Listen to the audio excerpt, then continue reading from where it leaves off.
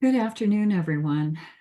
So good to see you again. It's Homeopathy United, and we are here today to talk about ticks. Homeopathy, herbs, there are a lot of different approaches in addressing this, and I just realized that I'm sharing the wrong screen. Hi, Dr. Alex. How are you today? Yeah, I'm fine, thank you. How are you? I'm good. I'm good. This is a really hot subject. Um, a lot of people are talking about this right now. I And know a lot of people are suffering from the ticks right now as well. yes, So yeah. And so are their pets. And so we're going to touch a little bit today, not so much on Lyme disease, but we're going to talk about how to keep the ticks off of you and how to, kind of avoid getting bitten, which is really what we need to do, given how many there are. and if you are bitten, what to do Some immediately? options. Yeah. Yeah, yeah. So the first thing that we wanted to share was kind of an overview. This is from New England, one of the states up here where we are absolutely infested. Just to remind everybody that the ticks go through phases, and you can see, and I'm going to blow this up, where it says larva, nymph, adult male, adult female. This is just the black-legged tick. And the larva and the nymph also carry the diseases. So there has been speculation as to whether or not you can become infected from these. And I can tell you personally that you can. Additionally, the larva is really hard to find. These are smaller than a poppy seed, and they can hide in dirt on your body. I've seen them buried in somebody's face and they had mud on their face. They never noticed it, that sort of thing. And we are going into the larva and nymph stage now in New England. So just an FYI to, really look and be diligent when you're searching. They even appear between the gums and the teeth of dogs in some cases. I think we have a picture posted in our group. About that. Mm. So, what is a tick-borne disease? Dr. Alex, do you want to touch on this? Well, a tick-borne disease is any kind of disease that is transmitted by the ticks, and usually the ticks need, and of course the tick needs to bite for the blood to be exposed to the bacteria, and that's how the bacteria gets into the bloodstream and spreads through the body. Most people become infected through tick bites. And you said very correctly, the larva and the nympha, because these can bite as well. It's not like they are in an egg state. So as long as they can bite, people can get infected. And of course, now spring and summer are the worst months. Lyme is the disease that is most known from tick bites, and it can be caused by, it's caused by the Borrelia bacteria. And there is as well Lyme that can be caused by rickettsia, which is another type of bacteria. So there is not only one bacteria that can cause Lyme, but there are several bacteria that the tick carries that they are not susceptible, so they feel healthy, but when they bite, the host gets infected and the bacteria spreads in the system. There are as well numerous co-infections, so other diseases that come following the Lyme disease or following the main disease. So other diseases than people, because the immune system gets very down, very lowered, So the person can then get susceptible to other types of infections much more easily than a person that is not bitten or doesn't carry Lyme disease. Yeah, and the co-infections, they're finding new infections every year and they're learning more. They're really starting to put a lot of effort into discovering more about what is kind of under the umbrella of Lyme. And the co-infections are vast now. Babesia, anaplasmosis, Ehrlichia, Bartonella, Lone Star, Borrelia, and some of the syndromes or some of the after effects of those include things like alpha-gal syndrome and even paralysis. So we've seen many versions of Lyme disease and what it can do to mammals in general, and that's what we want to chat about today. Just not so much Lyme disease, but again, what do you do right away? And what are some of the options to avoid being bitten? So if you're bitten, the first two remedies that you should have on hand are Ledum and Silica. These remedies are quite efficient in alternation when a tick is found on the skin of the animal or of a person. Usually on the animals, you have to look more on the abdomen, that the skin is softer. And after the removal of the tick, there is usually a skin reaction. So 3 times a day of each, so at least 6 doses, and you take it in alternation, one, and then you take the other, and you carry on while there is a skin reaction. And then Ledum 1M. Tell us a little bit about that. You know, when you suspect an infected tick, which I think all ticks are suspect these days. Yeah, but when the tick is infected, of course, you know, again, it depends how long the tick has been there. If the tick has been there for quite some time, when you remove the tick, there is always a little bit of a reaction on the area. And that's when you go with Ledum in alternation with Silica, of course, not in one hypothesis. Now, if the tick has been there just recently, I don't know, last year I found one on my hand, and I knew, because it was on the back of my hand, I knew that it wasn't there the day before and it wasn't there at night. So in the morning when I found out, and it was very early in the morning, and it was actually a larvae. When I removed it, I got a massive reaction. So I knew the tick was infected. You know, the probabilities of the tick being infected were much higher. So in those cases, when you have a big reaction and you suspect that there is an infection of the tick, then you go with Ledum 1M. At least you use it for 5 days to a week. Actually, most of the treatments with tick, if you find a tick, should be, you know, minimum 5 days, at least up to a week. Great.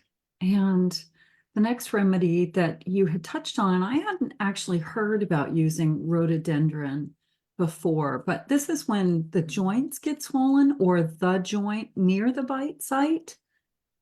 Yeah, so usually joints are the first thing that once somebody gets bitten by an infected tick, you know, it's like one of the prime symptoms, at least with animals. I mean, I never got Lyme disease, but from what I've seen in the literature, is where you start feeling symptoms. Either the joints are swollen, and if the joints are swollen, the first remedy you should go to, and especially if you're talking about animals that they cannot really tell you, you know, what makes the joint better or worse, and if temperature, you know, give you the modalities. You just see the swollen joint, and you remove the tick, you know, the day before or something like that. You start with the rhododendron. And again, you know, at least Repeat it. repeat it for a week. Right.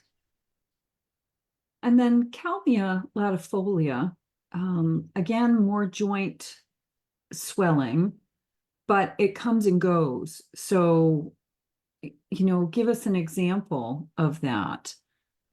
Yeah, so, you know, you find the tick, you find one joint swollen, and then next day you check it's not, or later on in the evening it's not, and then next day it's swollen again. So the swelling comes and goes. And if the swelling is not permanent, then you go to Kalmia latifolia. It's a very good remedy. It's almost specific, not, you know, for any joint condition that it swollen and then it's not swollen. But if it is after a tick bite, this is the remedy you should go to. Fantastic. And then Bryonia, again, more joint swelling with fever, Yes. and the animal or the person could be very irritable. And you know, we've talked about Bryonia many times. The people tend to be quite cranky, and they do not want to be moved, and they don't want to move themselves. No. And it's very easy to spot on an animal because they not only you can see the joint swollen, but they refuse to move.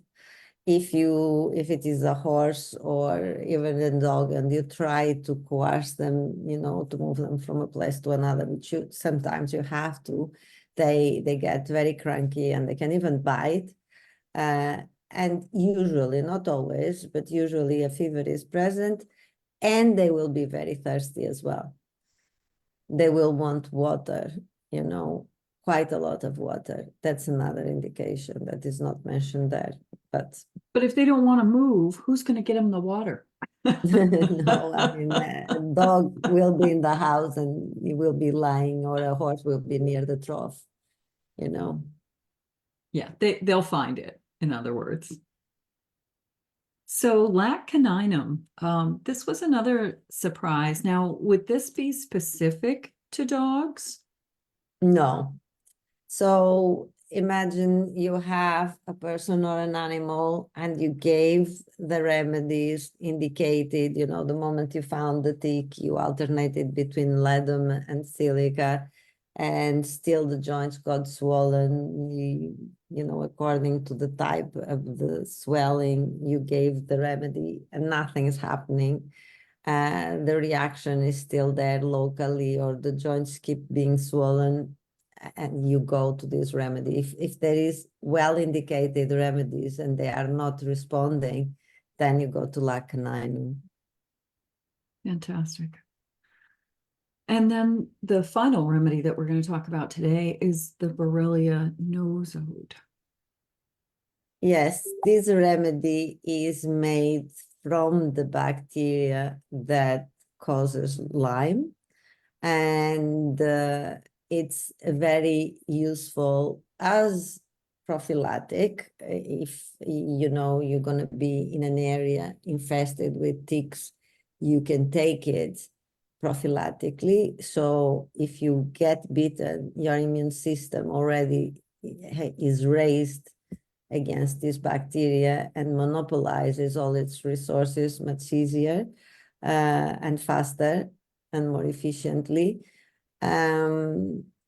I like to give the nosode in conjunction with the remedies once or twice a day while there are symptoms. It kind of helps the other remedies as well. It's more efficient and is a precaution. I don't know. It works well. Yeah, that's great. Thank you for sharing all of that. And we also wanted to talk about herbal support. There are a lot of different ways to create a situation or create an environment so that you're not attracting ticks. Internally, you can take certain things. Topically, you can wear certain things that are not poison. And then you can also do things in your yard that really help. One of them, when talking about internal, is garlic. And I think garlic is a cure-all. I think that it fixes everything. We just don't eat it enough. And that creates, because of the oils, it creates something in our system that when we perspire, we give off that that oil actually becomes part of what we what's the word I'm looking for? Exude. Yeah, the scent. So Yeah. when if you eat garlic and you sweat, your perspiration is gonna smell of garlic. Right. And ticks don't like garlic. No. And then another one that you hear a lot about is neem, and we're going to talk a little bit more about that in depth. And vitamin B1, thiamine was one of the things that I read about today. Having a strong level of B1 in your system is very helpful.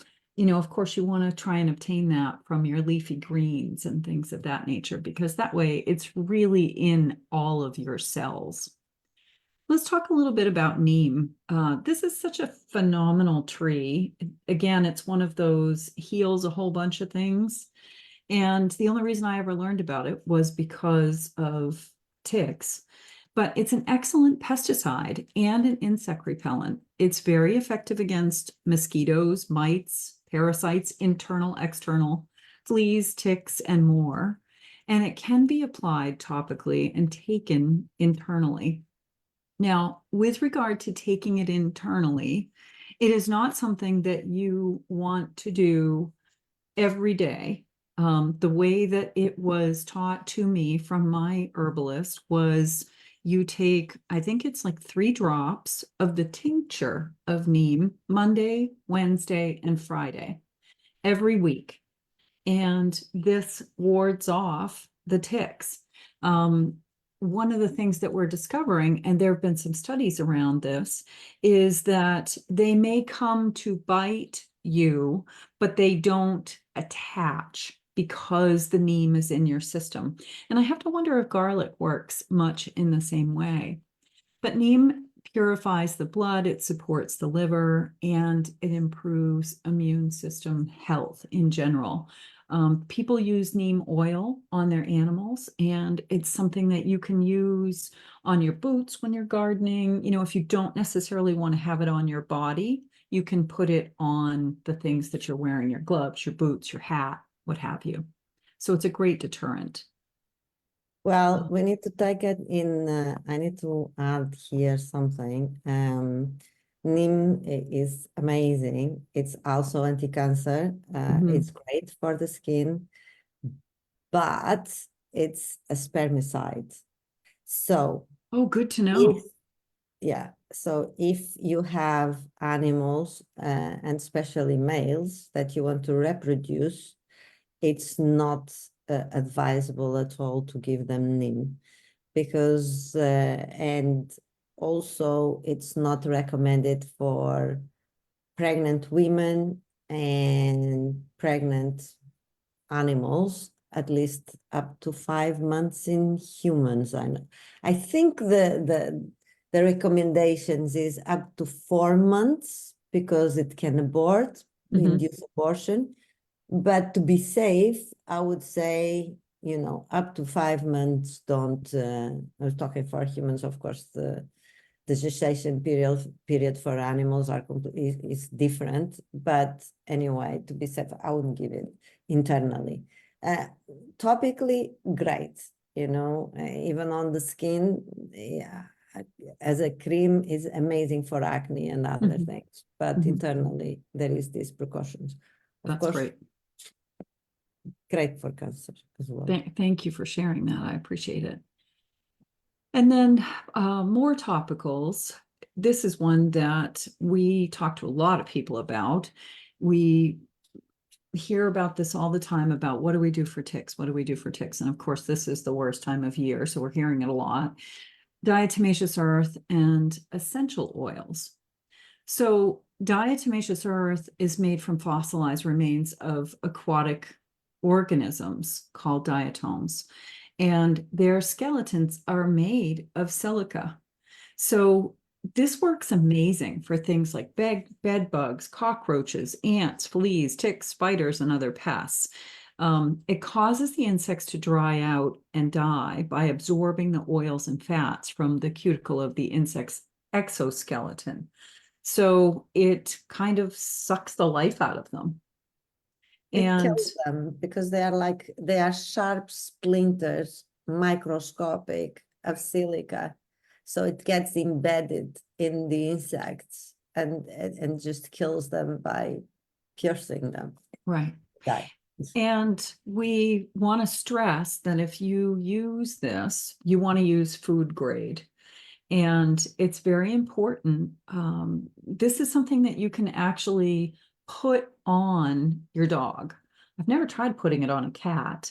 That might be worth exploring. I'm sure people have done it, but you want to make sure that it doesn't create a dust or a cloud around them because respiratory wise, it can cause issues. I have a bentonite clay and diatomaceous earth blend that I use in my chicken and goose coops. And it helps to, deter the mites and the lice and things of that nature. Alex, talk a little bit about the process of going through this. We've had some wonderful results with this with cases. Oh, I just did it on my dog like a week ago to be safe. It's very easy to apply. It's basically, it looks like corn flour. It's a very thin powder. Of course, with any powder, even if it was flour, it is true, because it is silica and it is sharp flint. You shouldn't put it on the eyes and on the nose, but it's created such an issue about these respiratory issues that can come that deters people from using it. And it's a shame because it actually kills everything. And you just covered if you are worried. I mean, I don't do anything. I just have a flask. I put my hand on it. I sprinkle it all over the dog, avoiding the eyes and the nose. Rub it really well into his fur. Leave it for about 3-4 hours. And then I just give a quick brush. You don't even need to wash the dog. When you do the dog, you do all the areas that can be contaminated potentially with fleas. So you do the same on the carpets, on their bedding, and you just sprinkle on the areas. And then you wait 2-3 hours, then you give a good vacuum cleaning, and to the dog, you give a brushing. I mean, mine loves it. I put it in his food as well because it's good for detoxifying. And he likes it so much that when he has it on his fur, he starts licking himself. So, not a problem there. So it's easy. It's very easy and very versatile because you can put it, if you have cats that they jump on the sofas and the sofas can be a place for fleas, just sprinkle all over the sofas. You don't even need much. And then just use the vacuum. It's perfect. Yeah, that's fantastic. I know it's been really effective for fleas and ants. I've had to use borax and sugar and water to get rid of some sugar ants, but I've used diatomaceous earth before for ant mounds that have kind of taken over in the yard. And, we wanted to move them out. It really works beautifully. So, Of course, you should do it at least a few times because you want yes. Yeah, you want the to repeat cycle it. and It's the not a one fleas, and done it's not thing. like a one-off. No. During this season, I would do it at least twice a month. Yeah, good advice. If not once a week, depending on the environment that you're in. If you have, dirt driveway and the dogs are out laying in that and they're getting fleas on them all the time, or Yeah, of course. At you've got least a once a barn week. situation or something like that. And then Because I wouldn't what even brush the dog then. Leave it. And one of the things that brings the ticks close to the house, a lot of people, think it's the larger animals, but it's actually the rodents that move them around. So they're on your chipmunks, they're on your squirrels, they're on your mice and field mice and rats and voles and all of those things. They all carry that. So if you can keep the perimeter of the house, more protected or clear or what have you. And we'll talk a little bit about plants that you can put in the ground too to deter them, but that's important because you're not going to catch all those critters and dose them in diatomaceous earth. They're never going to tolerate that. And you have a dog, it will keep them away. Well, you hope. So essential oils, this is such a big topic, and there's a lot of controversy about it. There's also a huge, use of this, and there are varying degrees of essential oils. And you and I were talking earlier about the quality products, finding one that is truly an essential oil that's a quality product. But we also want to stress about these different types, that there are some that are toxic to dogs and toxic to cats, and they're not necessarily the same ones. So the ones that we're outlining here are safe, but essential oils are very concentrated. And it's important that you don't just pour them on your animal or even yourself, because you can be injured and their skin can be burned from them. So in this picture, you see rosemary, rose geranium, lemongrass, cedarwood, and citronella. And this combination is actually in a spray that was made here by two women that created this company here in Maine that's called Flick the Tick. That's been fantastic. I've gone through many bottles of this, and now that I know how to make it myself, I actually make my own blend. I will attach a formula to make your own blend and give you some idea of, the strength and what to put in there for carrier oil, and also for the solutions like the alcohol and that sort of thing. So look in the comments over the next hour or so, that should be in there. But Alex, you use lemongrass a lot. Lemongrass a lot is my favorite. I don't use citronella because I hate the smell of citronella, but then again, it's personal. I use, if it is, I mean, I live in London, so we go to a lot of parks. Lemongrass is absolutely fine. If I'm going to a rural place where there are a lot of sheep and horses, then the ticks are in much higher, there are much higher populations of ticks. And so then I will do a combination of lemongrass, cedarwood and rose geranium. These are my three favorites. On the dog, I don't put it directly on the dog. I don't use almond oil and dilute what I do is I pick up a scarf if it's out without a collar, and I just put a few drops of the blend on the scarf, and maybe I will put a little bit on his paws and let him run. If mine now wears a breastplate, so I put it on the breastplate. You're talking about a harness, right? Yeah. So I will put a few drops, 3-4 drops. Usually I do it overnight, leave it. I put it on the breastplate overnight, and next day it still smells quite a lot, and I just put it on the animal. For me, or for people, then it is advisable to do this combination. I use almond oil, which is very good for the skin, and then usually between 10 to 15% of each oil. That's Right. it. Then you apply it generously all over your body. Very good. You smell fantastic, and it's good for the skin. And I've used this combination for several years now. I have a farm. We are out in the country. We have a lot of ticks here. And I have used this spray. I used to flick the tick spray for a long time. And I would just watch the ticks walk. They'll still come on it, but they'll walk right across. They don't stop. They don't want to be on it. So it's not a case that it completely repels them. You may still find ticks on you, but they will not attach, which is the good part. It is a repellent.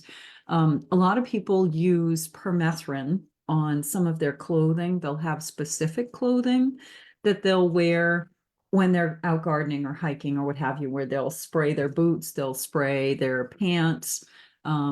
My biggest concern, and we talked about doing this here at the farm at one point, but we have 5 cats. So permethrin's extremely toxic to them. So if they ever, climbed up and laid down on something or, got close to my boots or what have you, I'd be worried about them getting very sick from that.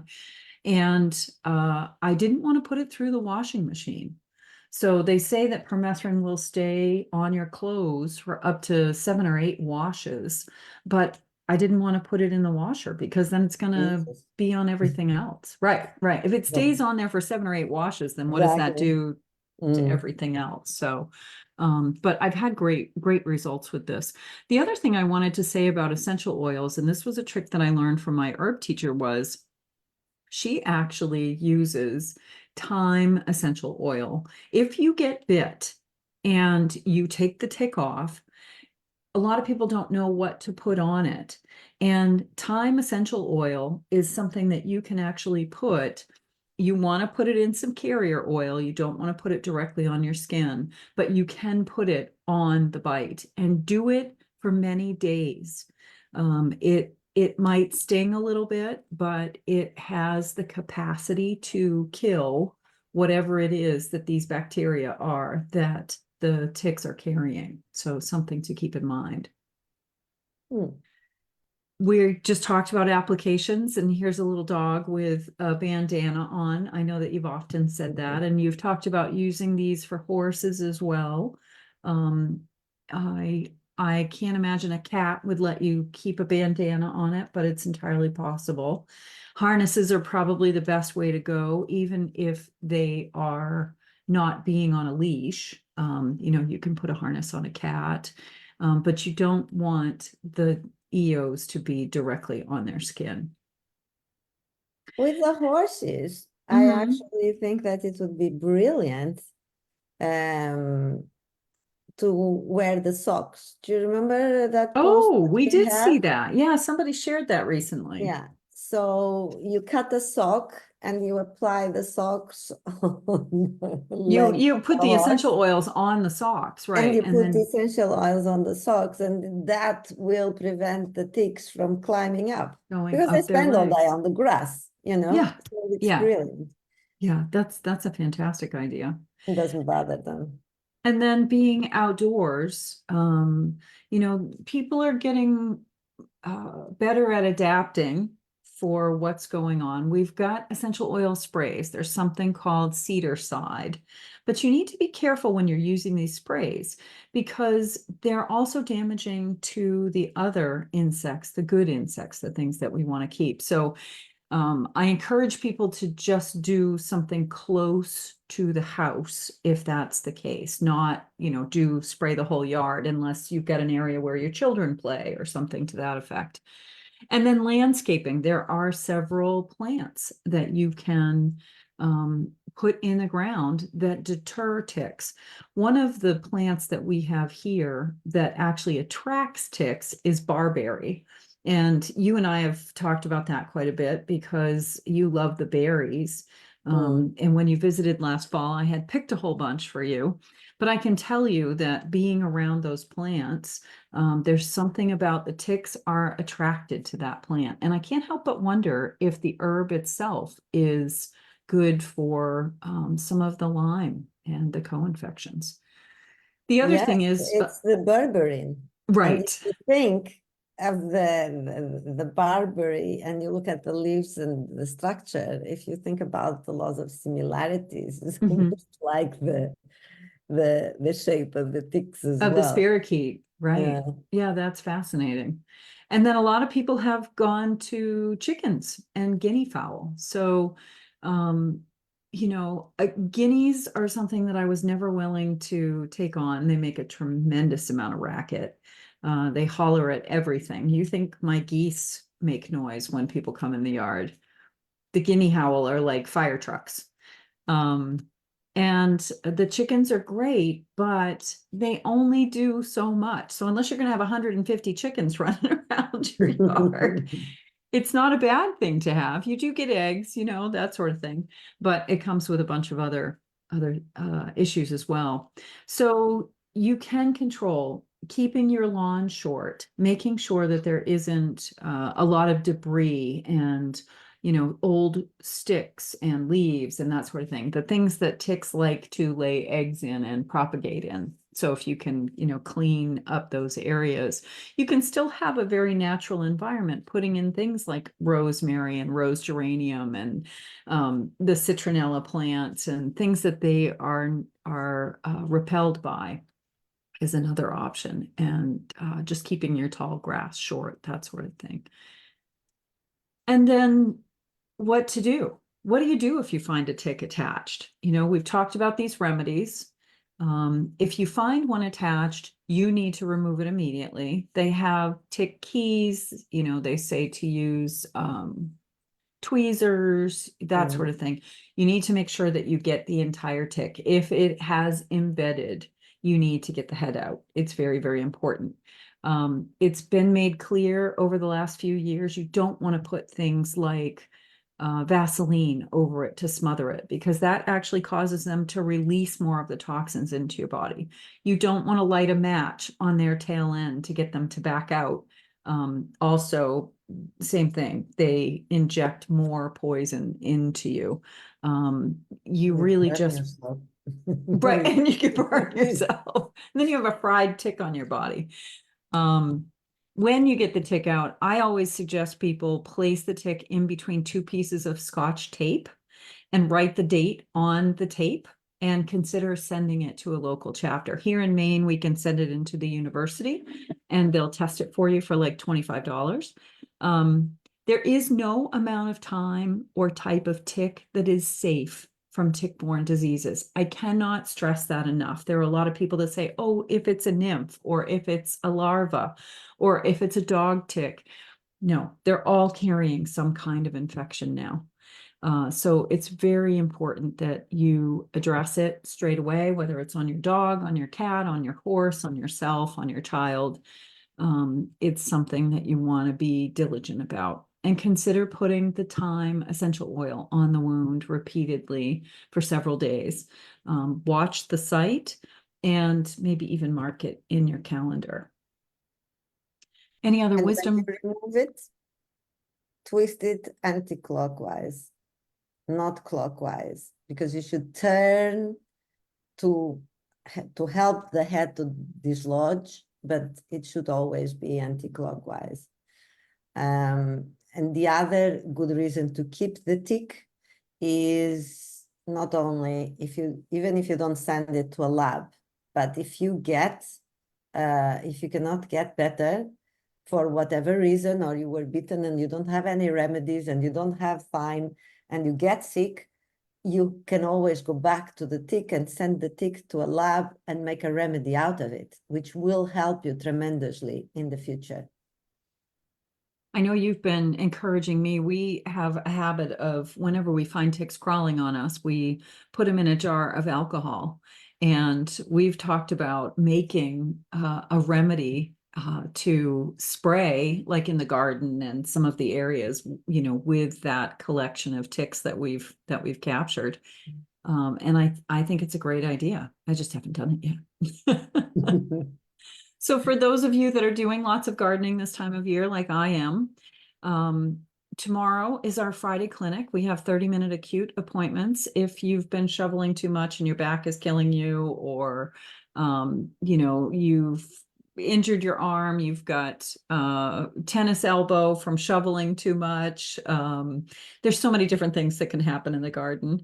If you're having seasonal allergies, if you have something going on that's acute, that's been going on for less than 2 weeks, that is not a chronic issue, we would love to hear from you.